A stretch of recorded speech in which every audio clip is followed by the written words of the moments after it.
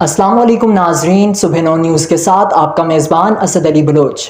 آج کی اس خصوصی ٹرانسمیشن جس کا عنوان ہے یوم آزادی پاکستان اور ہم میں آپ تمام کو خوش آمدید۔ سب سے پہلے آپ تمام کو امی کے قلب سے یوم آزادی پاکستان مبارک ہو۔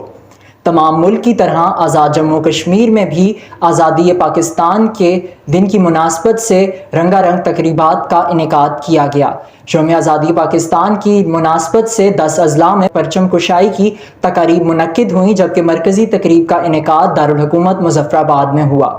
راولاکوٹ میں استحکام پاکستان کی جانب سے ایک بڑا جلسہ منعقد کیا گیا، جس میں ملک بھر سے نامور گلوکاروں نے بھرپور رنگ جمایا۔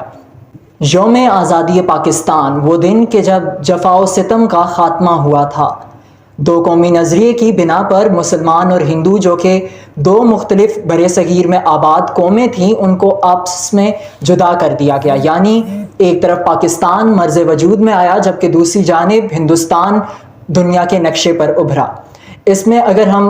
ایسے کرداروں کو یا پھر ان تمام قربانیوں کو فراموش کر دیں کہ جن کی وجہ سے ہم آج آزاد فضا میں سانس لے رہے ہیں، تو یقیناً یہ ایک بہت بڑی زیادتی ہوگی۔ ایسے ہی یوم آزادی کا جب بھی ذکر کیا جائے گا تو ان تمام لوگوں کی اور ان تمام کرداروں کی کہانیوں، قربانیوں کو یاد کیا جائے گا کہ جن نے اپنی زندگی داؤ پر لگائی اور اپنی زندگی میں رہنمائی فراہم کرتے ہوئے مسلمانوں کو ایک علیحدہ وطن دلوایا۔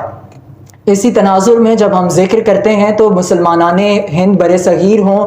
یا پھر خواتین ہوں یا پھر طلباء ہوں، تمام نے اپنا کردار ادا کیا، یا مسلم لیگ کے جو رہنما تھے اس دور کے، ان تمام نے اپنا کردار ادا کیا، جس کے سبب ہم آج ایک آزاد فضا میں سانس لے رہے ہیں۔ بالخصوص سر سید احمد خان، قائد اعظم محمد علی جناح، علامہ محمد اقبال، چودھری رحمت علی اور دیگر تمام رہنما جن نے آزادی پاکستان میں اپنا ایک کردار ادا کیا، اگر ان تمام کے کردار کو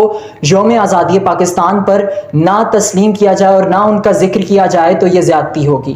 اس کے علاوہ بھی ہم خواتین کا جب تذکرہ کرتے ہیں تو خواتین نے بھی ایک ایکٹیو رول پلے کیا آزادی پاکستان کی تحریک میں، خواہ وہ فاطمہ جناح ہوں، خواہ وہ بیگم رانا لیاقت علی ہوں یا بی اماں ہوں، اور ان تمام ہی کے فراہم کردہ سپورٹ اور جرأت کی وجہ سے ظلمت کے چراغ بجھانے میں آسانی پیدا ہوئی۔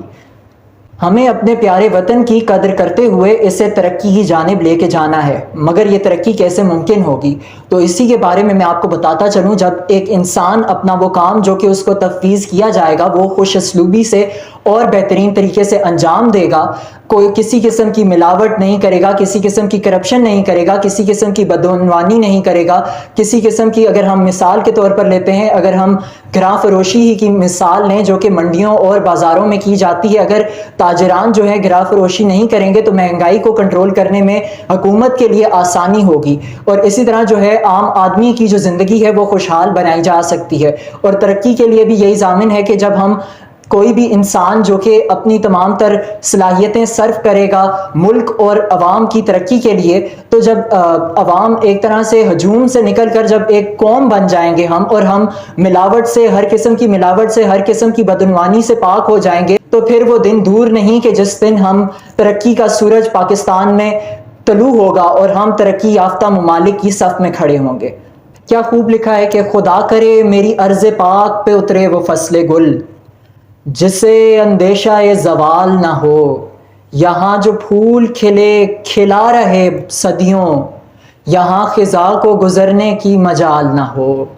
جیسا کہ قائد اعظم محمد علی جناح نے بھی فرمایا تھا کہ نہ میں سندھی ہوں، نہ بلوچی ہوں، نہ پنجابی ہوں، نہ پٹھان۔ اسی سے ہی ہم اپنی بات کو آگے لے کے چلتے ہیں کہ اگر ہمیں ترقی حاصل کرنی ہے تو ہمیں ہر قسم کے لسانی اختلاف، علاقائی اختلاف سے بالا ہو کر ملکی ترقی کی جانب توجہ مبذول کرنی پڑے گی، اور ملکی ترقی کے لیے کام کرنا پڑے گا اور قوم بھرنا پڑے گا، نہ کہ ایک ہجوم، جو کہ ہم آج پاکستان کی اگر حالت دیکھتے ہیں تو ہمیں ایک ہجوم نظر آتا ہے، لیکن جب ہم ایک قوم بن جائیں گے تو وہ دن دور نہیں رہے گا کہ جب ہم ترقی یافتہ بن جائیں گے۔ آج کے روز ہم عہد کرتے ہیں کہ ملک میں کسی بھی بدعنوانی کے خلاف یکجا ہوں گے، نہ خود بدعنوانی کریں گے، نہ کسی کو بدعنوانی کرنے دیں گے، نہ خود کرپشن کریں گے، نہ کسی کو کرپشن کرنے دیں گے، نہ خود کوئی ملاوٹ کریں گے، نہ کسی کو ملاوٹ کرنے دیں گے، نہ خود گراں فروشی کریں گے، نہ کسی کو کرنے دیں گے۔ جب ہماری توجہ ملک کی ترقی پر مبذول ہوگی تو تب ہی ہم ملک کو ترقی کی جانب لے کر جا سکتے ہیں۔ اسی دعا کے ساتھ کہ ملک سے اندھیروں کا خاتمہ ہو اور روشنیوں کا بول بالا ہو، اپنے میزبان اسد علی بلوچ کو دیجیے اجازت۔ اللہ حافظ۔